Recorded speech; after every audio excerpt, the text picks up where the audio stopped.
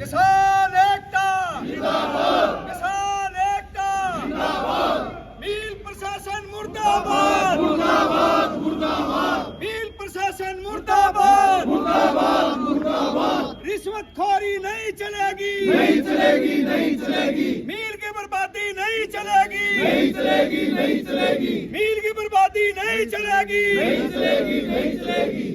भाई जैसा कि आपको पता है, किसानों ने यहाँ पर लगभग 1 दर्जन बार हो चुका है। जो सोनीपत का शुगर मिल है, इसको अपनी टेंडर की मांग है जो उसको लेकर के अलग अलग तरीकों से हमने सरकार तक अपनी बात पहुंचाने का हर संभव प्रयास करा है। पता नहीं मुख्यमंत्री जी के और सहकारिता मंत्री जी के कान में कौन सी दवाई या कौन सा तेल डालना पड़ेगा जो किसानों की आवाज उन तक पहुंच सके। और अब तो हालात ये हो चुके हैं कि एक तरफ से ये हमारे को आश्वासन दिया जा रहा है कि 4 तारीख को गन्ना मिल चलाया जाएगा, लेकिन इस गन्ने मिल के अंदर बहुत बड़ा भेदभाव का राजनीतिक अखाड़ा बन चुका है, भ्रष्टाचार का अड्डा बन चुका है। पहले जो कंपनी ठीक पैमाने पर चला इस मिल को चला रही थी, उसको इग्नोर कर दिया, कोई बात नहीं। किसानों की मांग थी कि कोई भी अच्छी कंपनी इस मिल का टेंडर ले और मिल को समय पर अच्छा चलाए। लेकिन अब एपी नाम की कोई कंपनी है जिसने आज तक प्रदेश के अंदर किसी भी जगह पर कोई टेक्निकल कर्मचारी प्रोवाइड नहीं करवाया है। बड़ी भारी कमीशन लेकर के उस कंपनी को इस मिल का जो मेन सप्लाई का टेंडर है वो देने का दबाव प्रशासन के ऊपर बनाया जा रहा है।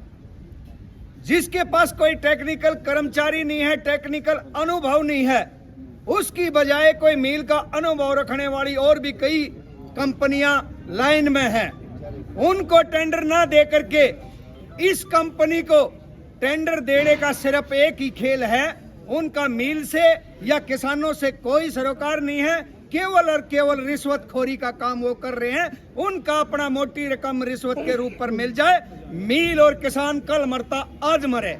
लेकिन किसान इस तरह की बर्बादी किसी भी कीमत पर सहन नहीं करेंगे।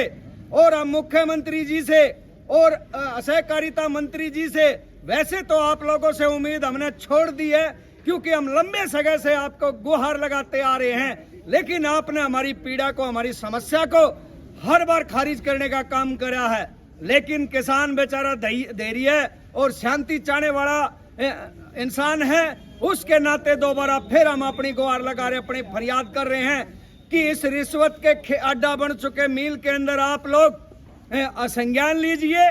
और जिस कंपनी को कोई भी अनुभव नहीं है, कोई टेक्निकल कर्मचारी नहीं है, उसको टेंडर दे करके जो ये भ्रष्टाचार करा जा रहा है, इस पर अंकुश लगा करके तुरंत प्रभाव से जो और भी दौड़ में कंपनियां हैं जो अच्छी तरह से मिल को चला सकती हैं, जो अच्छे रेट में चलाने का वो वादा रखती हैं, जो सरकार के साथ काम करती हैं और जिनके पास अनुभव भी है, उस किसी एक कंपनी को इस मिल का टेंडर दे करके तुरंत इस मिल को चलाने का काम किया जाए।